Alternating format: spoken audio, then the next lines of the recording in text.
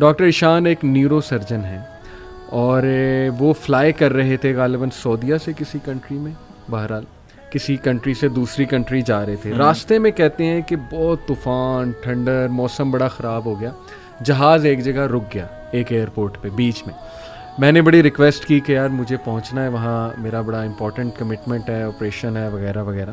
تو پائلٹ نے کہا کہ نہیں ہم نہیں لے جا سکتے، آپ یہ ہے کہ کوئی کار کرا کے، جیپ کرا کے چلے جائیں، وہ قریب ہی ہے جگہ، اتنی کوئی دور اب نہیں رہی. کہتے ٹھیک ہے. ہم نے گاڑی کرائی، گاڑی کرا کے ہم جا رہے ہیں تو طوفان مزید تیز ہو جاتا ہے اور ہم اتفاقاً ایک گھر کے سامنے رکتے ہیں. وہاں پہ میں نوک کرتا ہوں تو ایک بوڑھی اماں باہر نکلتی ہے، بڑی کائنڈ تھی. ہم نے اس سے کہا جی ہمیں اندر آنے دیں، بارش بہت ہے، ہم ذرا تھوڑا دیر رک کے چلے جائیں گے. ہم نے اپنے آپ کو فریش کیا. دیکھتے کیا ہیں کہ ایک بچہ زمین پر لیٹا ہوا ہے گدے پر، اور وہ بوڑھی اماں بار بار اس کے سر کو دبا رہی ہے اور بڑا پریشان ہے اس کے بارے میں.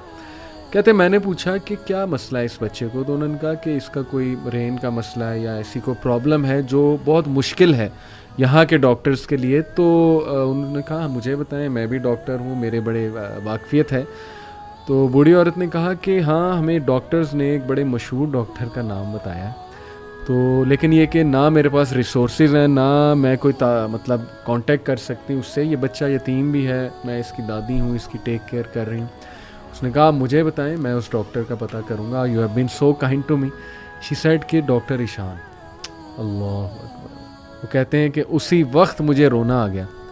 اور انہوں نے کہا کہ آپ کیا مطلب کر رہی تھی، آپ اللہ سے دعائیں کر رہی تھی، کیا تھا ایسا کہ اللہ مجھے یہاں پر لے آیا؟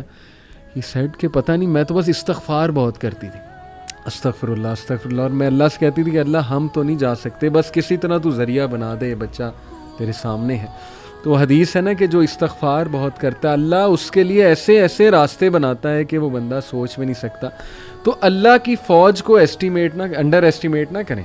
اللہ کی فوج میں پھر کیا کیا چیزیں ہیں یہ آپ سوچ میں نہیں سکتے. اللہ نے کس طرح انہیں وہاں لانا ہے، کیسے لانا ہے، کیسے آپ کی مدد کرنی ہے. وہی وَمَن يَتَّقِ اللَّهَ يَجْعَل لَهُ مَخْرَجًا.